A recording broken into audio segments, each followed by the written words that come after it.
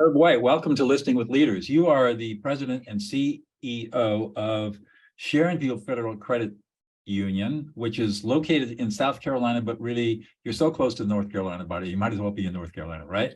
Correct. Yeah, we're literally about a 5-minute walk. I cross back over into the North Carolina, Charlotte proper area. All right. Well, now we Yeah. know where you are. Yes. So you have been in banking and finance for a long, long time. Tell us a little bit about your backstory. Backstory, it started back when I was in college with a small blip. They always tell you got to learn what you like to do, and numbers have always came easy to me. So my first job out of college, I worked in one of the big corporate banks, commercial banks, and I worked in their investment division, and, had several jobs, which I really think helped my career. From branches, I was a teller all the way to a commercial banker. And a lot of levels in between there. So had that vast experience to see things, learn things, and do things around the whole process, from the retail side, commercial side, back office side of the things. I just think that really helped because it gives me a different perspective of looking at everything. So you started from the ground up then. Correct. Basically, I was going to say starting in the mailroom, so to speak. Almost. Yes, I do have a friend of mine that was a mailroom clerk, is now a CFO of another organization. But yes, I started off as an assistant in the investment division. But our commercial bank friends, they call the folks their bankers, did that for consumer loans, mortgages, business loans, and then through success through that area, got into different jobs in the higher levels, and then the leadership journey started. And that's really where I would say the fun began, because that's where I could take that perspective and felt like I actually had a chance to impact customers. And now that I'm in a credit union, members, as we call them, I really had a chance to impact and change the way we do things. And the various different roles that I had taught me great things, and in both ways, things I wanted to do and things I didn't want to carry with me. So, you learn some of those things along the way of what I don't want to become and what I do want to become. Yeah. And I've made errors along the way. I think the first thing I will tell everybody is I've bombed it, and then I've had good days and I've had bad days. But as long as you keep moving forward and you learn from those mistakes, I think a lot of leaders will say you learn your best from the mistakes, and then you go forward from that. So I just think that we've got to keep trying, reach for the pinnacle, but no, we'll probably never get there. Absolutely. How do you move from commercial banking into the credit union world? That was interesting. Back when I first joined the credit union space, a funny anecdote about it is I'm in the commercial banking space, and the credit union called to recruit me.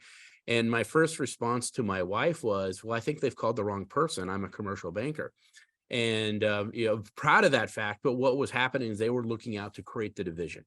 And so that they were looking for someone with the live experience. And so after they called a second time, I followed through with it. And I had the greatest opportunity, I think, in my career so far, was come into the credit union space, and then build the business banking division for them, teach them how to do it, bring the skill set that I'd learned working for the big banks along that side, and be able to really transform an organization.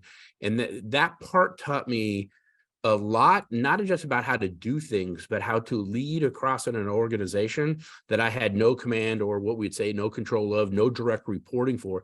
So I had to learn what we would call now, is I've learned over time that we call it our influential leadership skills. Mm-hmm. And, I had to learn that skill. It was different, but that's what happened. And then with the credit union space, in having some success in that throughout my career, been able to then catapult with different skill sets. Now fortunate enough to start at the first of this year, get the nod to run Sharonview. How big is the credit union that you run now? Right now, we're our total assets are about $1.8 billion in assets. Wow. And about 102,000 members that we serve. That's big. Yes. And they all come from in the Charlotte area, basically? The majority of them are between the two states. Our current branch network expands between both states, and from, I would say, all the way down to Hilton Head up to the Spartanburg area. Wow. And then up the coast of Wilmington, up through the heart of North Carolina into the Charlotte metro area. This is a big operation then. We do. One of the things we would talk about is when I like to go visit, and, hopefully we'll be able to talk more about that. But when I go visit my branches and I like to go see the staff and the team, to drive from the farthest branch on each end is about a 5-hour drive. So, but again, that's a different leadership perspective as well. Right. Moving from, as we went from credit, from my team being in front of me all the time when when I'm sitting in a corporate office, to what we faced during COVID, to now having people, a 5-hour drive away if I want to see them face to face. So it changes, and it was another learning opportunity and just a different way to look. And how am I going to lead people that I don't get to interact with? They get to see me through a Teams call, Zoom calls. And then how do I impact that differently? What do I have to change to be more specific? What do I have to change to be able to impact that person now that I'm on a computer screen instead of live face to face? Because I love that inquiry. Yeah. Let's start off. I want to unpack that a little bit because I think Yeah. there's real value. First of all, you talk about influential leadership. What were the skills that you did not have that you needed to acquire to become a leader by influence rather than command and control? I had to learn to, and the way to break it down to the easiest way is I had to learn to teach everybody. And it's not that they didn't know, but I was hired as a resource to bring a specific knowledge. Well, the organization didn't. So I can't just walk into an organization and act like, hey, I'm the smartest guy in the room, so you're going to do what I said. Right. So that relationship building, that building of trust, that I say what I say, but I do what I'm saying as well. And build that relationship that the other people know that I can do what I say I do. I'll back up what I say I'm going to do, but I'm also going to take the time to spend whatever knowledge or time I need to make sure that they understand the knowledge. And that I sit back and I have to hear their concerns too. What are they afraid of? Really, at the end of the day, when you're building that relationship with someone, they're putting their namesake with you as well. And they want to make sure at the end of the day, it doesn't look bad on them. So you've got to build that relationship and let them know that that you've got them, you're going to support them, and that we're in this together. But it was a skill set I never had to have, because coming from a commercial bank, everybody knew how to do commercial banking. And, we could talk in lingo, we can talk in just common terms or acronyms, as we call it. We get an acronym crazy. And it was learning to really break it down, but not treat people like, just because you don't know this doesn't mean you're not very good at your job. Because I had to learn a lot about their job as well. Sounds to me like listening became a really important skill for you. Yes, I had to listen to them. In a great way to put it, I had to listen to what they were saying. I had to understand what they were saying, and then find a way to respond back to them on an equal level. And you had to make sure that when you were teaching and coaching this new way of being, that they were listening to you. Correct. And that comes with trust. And, one of the things, my pivotal point is I know, the critical part is listening, but that listening skill builds trust. And when you cross that line, that's when you can really start having an impact on organizations. That's right. I teach leaders all the time that listening builds trust and loyalty. It's the most important skill you have as a leader, is knowing how to listen, and not just listening to the words. You listen for meaning and emotions as well. How are people, what are their emotional experiences? And when you can touch that, that's when the magic happens. Right. And that's, for me, it's always been the relationship part of that, building a true relationship. And one of the things that, I'd like to expand on that, if you don't mind. One of the things I've always learned with that, and I learned it early in my day, and when I was younger, probably my college days, my dad owned a small business. And I've talked about the story before, but he owned a small business, and a lot of the gentlemen that worked for him were young college kids. A couple of them played for the college football team. And I didn't, I'd always ask them, why are you guys so loyal? And one of the things is like, Herb, we don't work this hard for your dad just because he's our boss. We work for him because of who he is and how he treats us. And to me, that was the critical point, how he treated them. And how he listened to them, and he was there for him, and he worked around and was able to help him do different things. And he had that relationship with him. They built that trust. As we talked about, he could listen to their concerns. He knew that these guys were college kids. Sometimes school got in the way, and he'd have to be very flexible with the schedule. I've taken that with me throughout my entire career, and I need to listen to their concerns, their wants, their needs, and learn to be flexible. I have a business to run, but I need to be flexible enough that I can get that buy-in from them. We're on the same page, and then we can go forward from there. So earlier you talked about that when we had the pivot to Zoom, and now you're dealing with people who are 5 hours away from you by car drive, that you had to figure out a new way of being with them. Yes. What's about that journey? It's different because when you're on Teams calls, Zoom calls, as we call them, or just video chatting systems, you have to be a little bit more specific. It's harder to read body language. I can see myself on the screen right now. I'm probably just shoulders up, as with everybody else. Body language is a key. I think it's a listening skill, but being able to read the body language, and I didn't have that anymore. Tone, interpretation, that one-off question, you miss some of that. When my team at the credit union was just outside of my office, I could hear all the other conversations. I knew what was going on. I had 20 daily interactions with somebody. Now it was a scheduled, preemptive, scripted time frame where I had an agenda, something to do, and an objective. And sometimes the listening comes from not ever having an objective, but just listening to your team chat and talk and what you picked up. And I didn't have that opportunity anymore. So then when I was being specific, I had to be specific about getting that information out. And that's the questions came into play, asking better questions, and then hear from them. Back to listening, how they responded to the questions became much more critical than just that open dialogue we used to have. How often do you just get in the car and drive to a branch? One of our branches, my goal has been to do it once every quarter. I'm a little bit behind on this quarter, knowing that we're near the end of June. A lot of things have been going on, but my goal for myself has been to make it to every branch once a quarter. And I like that because I really spend time at the branch. The one thing I think in my commercial banking days, not to pick on them, but we go branch visits and they all knew I was coming. Everybody made the branch look pretty. And I'd spend 15, 20 minutes there, shake hands, say hi to everybody. And then we went on. What I have found that if I'll plan to spend 4 hours at a certain location and I'll sit down and I'll go into a conference room, I'll catch up on an email and things like that. But now I have the ability to listen. I get to hear the conversations with our members. I get to hear the interaction between the staff, and you really get to learn because I've by giving that time and that commitment, I've learned to allow everybody to relax and let them be who they really are when the CEO is not sitting in their branch. Right. And, and you learn, again, it goes back to listening and what you're hearing. You hear their questions. You get a better opportunity to hear members come in the door. How is the team prepped to answer questions? This year has been fascinating with how fast things have changed and how, all the external financial things are impacting our team and our operation. Are they understanding? Are they part of it? Are they being helpful? Am I giving them the right tools to handle those conversations? And I've learned so much from that part because I just get to hear how the day-to-day flow goes. Because at the end of the day, our mission is to serve our members. And when I get to hear how those interactions go, I know what I have to focus on. What gets you excited in the morning to get up and go for it? I right now I'd say I just really love the impact I'm having on the organization. I loved our old CEO, so I want to always caveat the gentleman that retired before me. We got along great, but now it's my vision, and it's I come from a little bit more of a service standpoint where I look at our team and say, if you don't think we have the best products, you own the Word document at everything we own.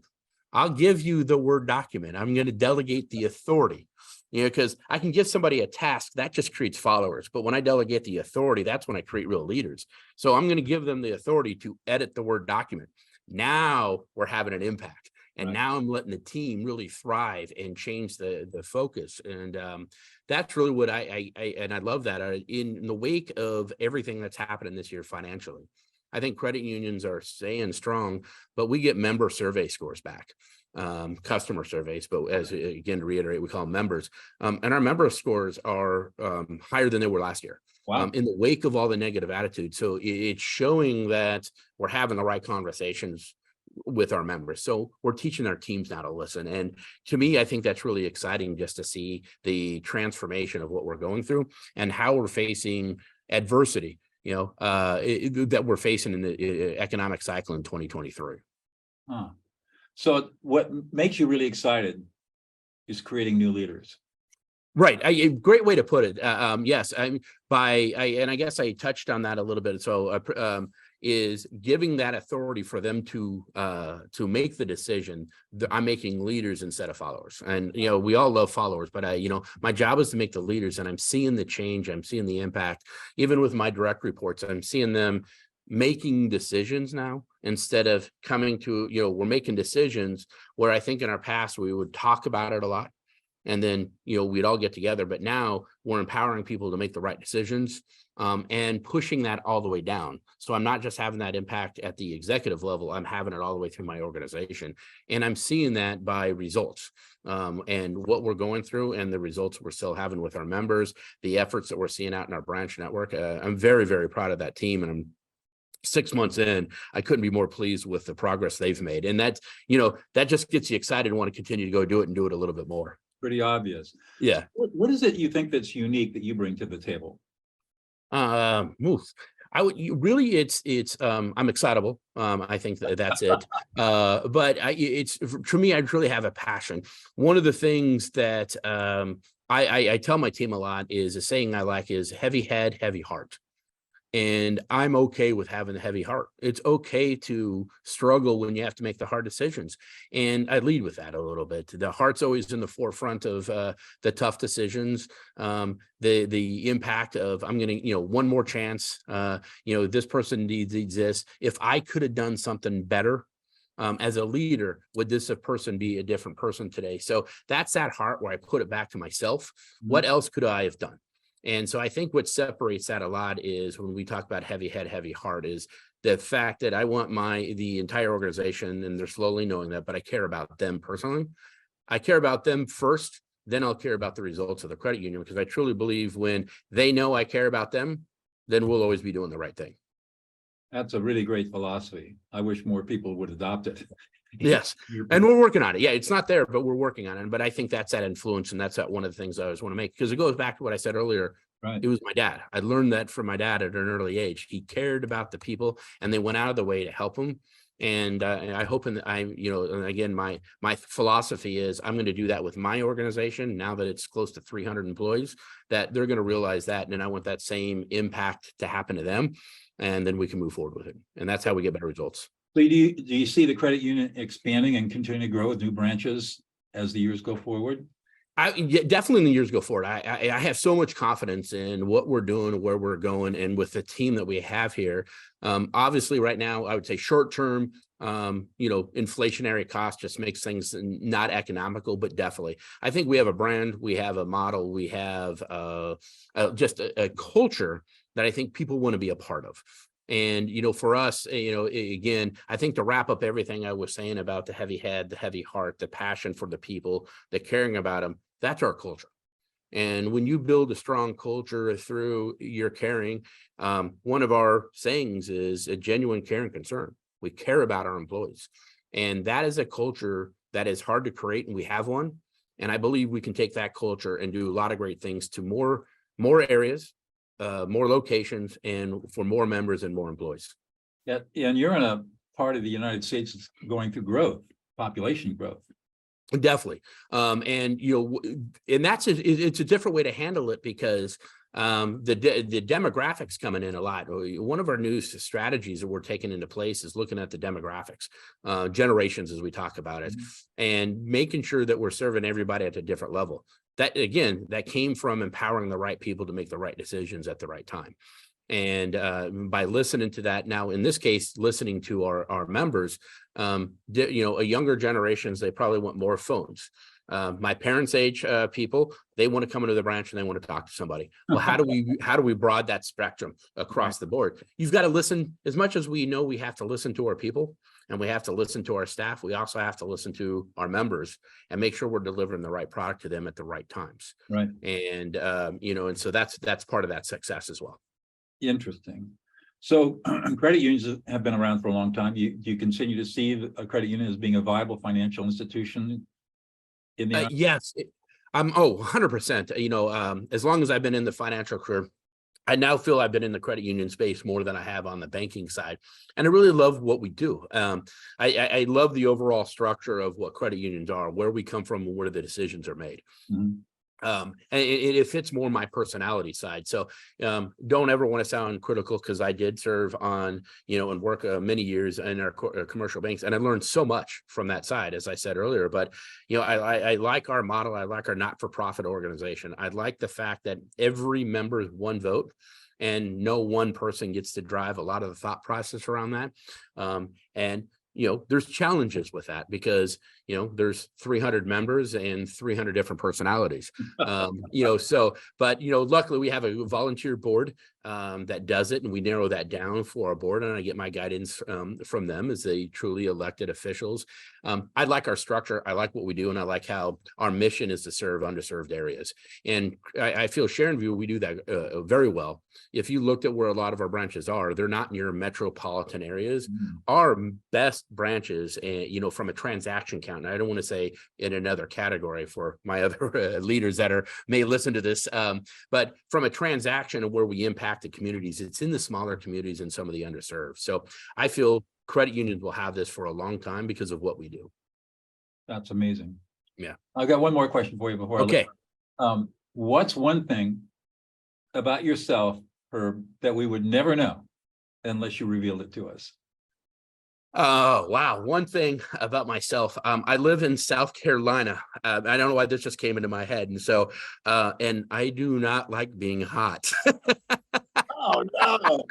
I was born and raised in Denver, Colorado, and I miss the snow about that piece. But, more of the on that professional side, one of the things that it is most people, you see that I went through school and got that, my undergrad, and I want to encourage people, I got my undergrad things, but I was 50 years old when I finally went and got my master's.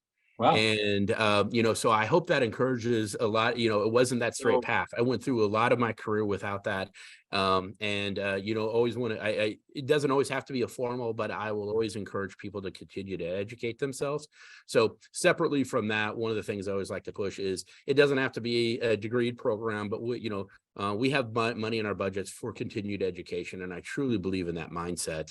And then, like I said, I was honored at 50 to finally make that achievement. And, so without talking about it, I don't think a lot of people know that there was that many years in between. And so small joke with that is I had to, they asked us on the first day of the class, what's going to be the biggest challenge in taking an online course? And I had to answer that Windows wasn't out yet when I got my undergrad. So there we go. We have some things going. I started learning beginner's all-purpose symbolic instruction code, basic programming in 1969. Okay. At Dartmouth College on a mainframe with 2K of storage and holograph cards and punch tape to input data. Okay. That's how I started. And exactly. I got my master's degree when I was 51. I got my law degree when I was young. I got my law degree in 1977, but I got my master's in peacemaking and conflict studies when I was in 2001. So very nice. Yeah, very nice. So same process. I just love that journey. Encourage that because it just changed the way I look at things after so many years difference. And so, I'd always, from a leader, I'd always encourage that don't stop learning. I think our job is a requirement of our job to continue to learn. And I wanted mine was focus was it was an MBA, but a focus on leadership because even at that age, even where I was in my career, I wanted to get better at this leadership journey. And, I wanted to commit to it. I'm thinking about going back and getting a doctorate in education. Oh, that'd be, I'm 72 years old. That would be, I think, that's great. I think it's a great idea. So, well, this has been great. Thank you so much, Herb. I really enjoyed our conversation. Yeah. Thank you so much for having me, Doug. Appreciate it. Absolutely.